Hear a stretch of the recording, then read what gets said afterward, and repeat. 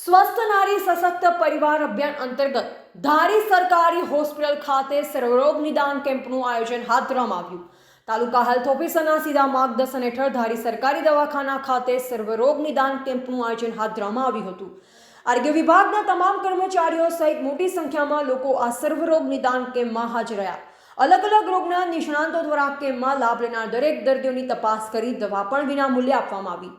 સવારના 9 વાગ્યાથી લઈ સાંજના 5 વાગ્યા સુધી સર્વરોગ નિદાન કેમ્પ દર્દીઓ માટે ખુલ્લો મૂકવામાં આવ્યો છે।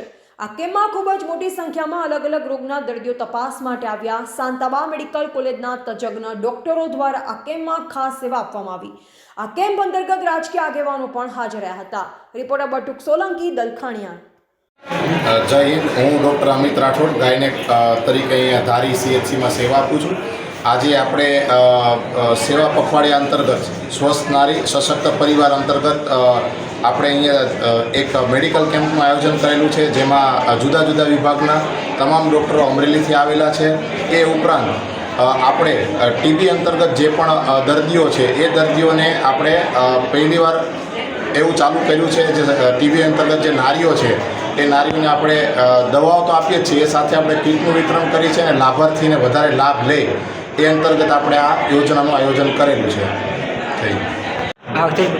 આજરોજ તારીખ 30/9/25ના રોજ ધારી સામૂહિક આરોગ્ય કેન્દ્ર ખાતે સ્વસ્થ નારી સશક્ત પરિવાર કાર્યક્રમ અંતર્ગત ટીબીના દર્દીઓને દરેક મહિલાઓને નિક્ષય મિત્રતા રૈયાસરાજ કૌશિકભાઈ દાફડા દ્વારા કીટ આપવામાં આવેલ છે, જે 19 જેટલા દર્દીઓને કીટ આપવામાં આવેલ છે અને ભારતનો આ બીજો નાનકડો નિક્ષય મિત્ર છે જેણે આ પહેલ કરી છે।